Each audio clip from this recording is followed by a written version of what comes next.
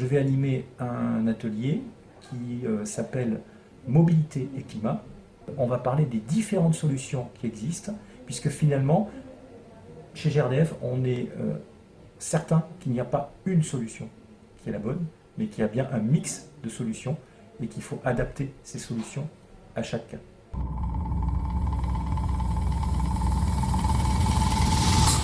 J'ai commencé ma carrière ici, à Toulouse, dans l'informatique, puisque j'étais responsable de formation en informatique. J'ai travaillé plutôt dans des petites entreprises au début, ensuite en grande distribution.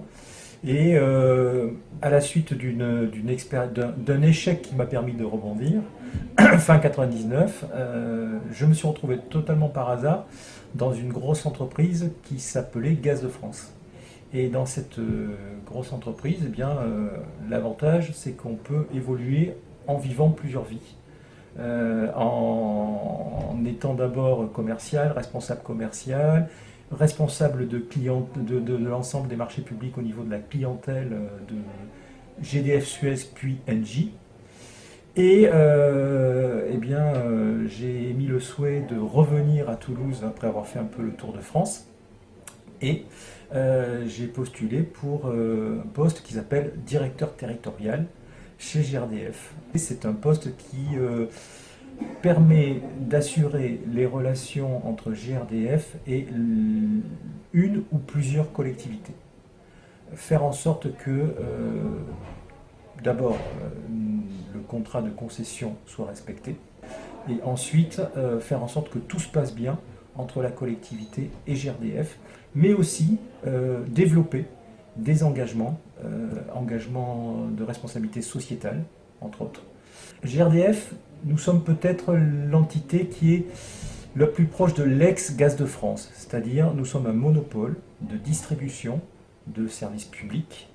Nous avons un budget à respecter, nous avons un modèle économique qui est fixé par l'État, c'est-à-dire que nous ne vendons rien réellement. Nous assurons la distribution du gaz naturel dans les collectivités. Le réseau ne nous appartient pas, il appartient aux collectivités. Pour autant, c'est nous qui investissons, à la fois pour le développer, pour entretenir la sécurité de ce réseau, pour le compte des collectivités. Et ça se fait dans un cadre d'un contrat d'État, mais également dans le cadre d'un contrat avec la collectivité. Ça s'appelle le contrat de concession. Dans ces contrats, dans ces différents contrats, nous avons des obligations. Comme je l'ai dit, il y a la sécurité, le développement du réseau, le développement aussi des usages du gaz, sur la mobilité par exemple, sur le remplacement du gaz à terme par du gaz vert, etc. Et nous avons aussi des missions de service public pour la responsabilité sociétale. Depuis 2016, nous développons un programme qui s'appelle Civigaz.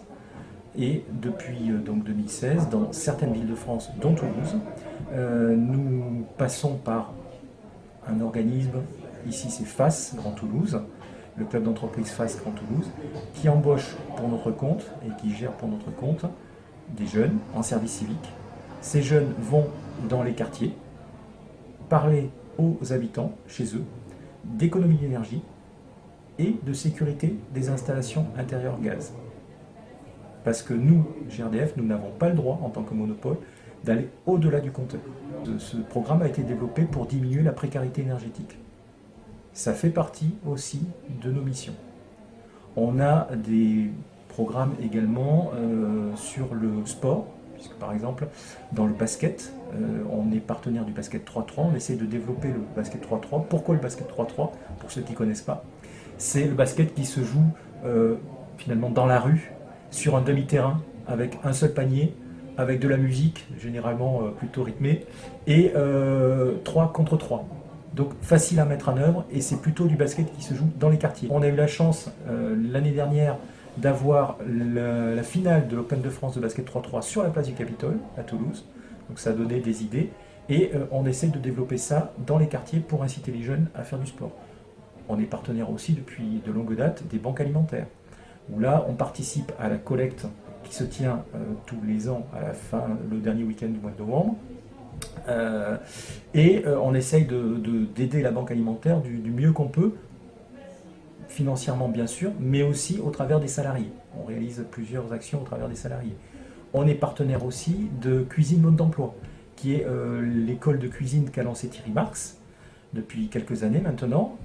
On a aidé ici à Toulouse à la création de l'école qui s'est ouverte aux Mines il y a quelques mois. Et avec 92% de réussite, on a des gens qui sont en totale rupture. Il y a des gens qui sortent de prison. Il y a des gens qui sont dans la rue. Il y a des gens qui n'ont plus du tout de travail depuis des années. Ces gens-là sont embauchés uniquement sur leur motivation, absolument pas sur ce qu'ils ont fait avant. Et pendant 3 mois, on leur donne une formation pratique, pas les maths, pas le français, mais vraiment la formation pratique. Plus de 9 sur 10 trouvent un boulot en sortant de cette formation gratuite. On est conscient aussi qu'on véhicule, on distribue une énergie carbonée. Gaz naturel, même si c'est la moins polluante des énergies fossiles, ça reste quand même une énergie fossile. Et on sait très bien que cette énergie est vouée à se transformer ou à disparaître.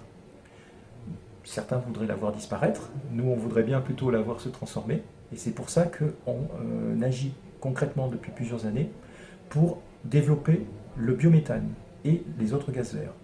Mais le biométhane, c'est tout simplement le gaz qui se produit naturellement quand on laisse fermenter des déchets agricoles, pour la plupart. Il n'y a pas que, il peut y avoir des bouts de stations d'épuration aussi, il peut y avoir des graisses industrielles, mais l'essentiel se fait avec les déchets agricoles. Je parle bien des déchets agricoles, non pas des cultures qui seraient dédiées à cela. Donc, déchets agricoles, des cultures intermédiaires aussi, qui servent à stabiliser les sols, mais ensuite qui sont jetés et laissés à pourrir, comme ça. On les met dans des cuves, concrètement, on les fait chauffer à 40 degrés, ça produit du gaz. Ce gaz, on va l'épurer, on va l'injecter dans le réseau. Et on va avoir le même gaz naturel que celui qu'on extrait aujourd'hui du sol. Sauf que le bilan carbone de ce gaz sera 80% inférieur en émanation de dioxyde de carbone. Donc on a un gaz qui est quasiment à l'équilibre. Alors je dis quasiment tout simplement parce que en réalité on pourrait dire 100%, mais comme quand on parle de brûler par exemple du bois dans une chaudière, ou quand on parle d'éolien ou de photovoltaïque, en réalité il n'y a aucune activité humaine qui élimine complètement le dioxyde de carbone. Le simple fait de construire ces cuves, de les entretenir, ça dégage forcément du dioxyde de carbone. C'est pour ça qu'on préfère être honnête et dire qu'on réduit de 80% les émanations de dioxyde de carbone, donc les gaz à effet de serre. Et donc on a un gaz naturel qui devient beaucoup plus acceptable en termes de gaz à effet de serre. Ce gaz vert, il sert à quoi? Alors, il peut servir évidemment dans les chaudières, mais on essaye de le flécher au maximum vers là où on a le plus finalement d'émanations de gaz à effet de serre, et entre autres sur le transport. C'est pour ça qu'on incite les poids lourds, les collectivités avec les flottes de bus, des bennes à ordures, les flottes de véhicules d'entreprise à passer. Alors, ils ont, certains, fait le choix de passer pour les véhicules légers aux véhicules électriques, mais pour les véhicules lourds, il n'y a pas véritablement de solution aujourd'hui viable en dehors du GNV. Le GNV, c'est le gaz naturel véhicule. C'est un carburant, finalement, qui permet d'éliminer 93% des particules fines par rapport au diesel, le norme Euro 6, qui permet d'éliminer 30% des NOx, c'est-à-dire des dioxydes d'azote. Et en plus, si on prend du gaz vert, donc du biométhane, eh bien, on a du coup un carburant qui s'appelle le bio-GNV. C'est le même, simplement, il élimine en plus 80% du CO2.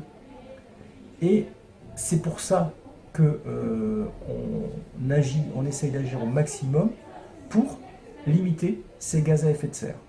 Alors, du coup, maintenant, vous comprenez peut-être pourquoi je suis intéressé par toutes les actions qui militent en faveur du climat et de la qualité de l'air. À Act for Climate, on se concentre quand même beaucoup sur le climat, mais forcément il y a des corollaires sur la qualité de l'air. Et pourquoi j'essaye d'agir même à titre personnel et en tant que citoyen pour limiter moi aussi mon empreinte carbone, donc en prenant plus le train, en partant à mes rendez-vous peut-être plus à pied ou en métro. et à essayer de sensibiliser aussi un maximum de personnes sur ces sujets.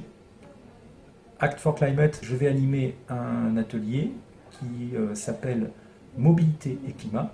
Et dans Mobilité et climat, c'est un sujet forcément que je connais bien. On ne va pas parler, rassurez-vous, que GNV, et bio-GNV, mais on va parler des différentes solutions qui existent, puisque finalement, chez GRDF, on est certain qu'il n'y a pas une solution qui est la bonne, mais qu'il y a bien un mix de solutions et qu'il faut adapter ces solutions à chaque cas.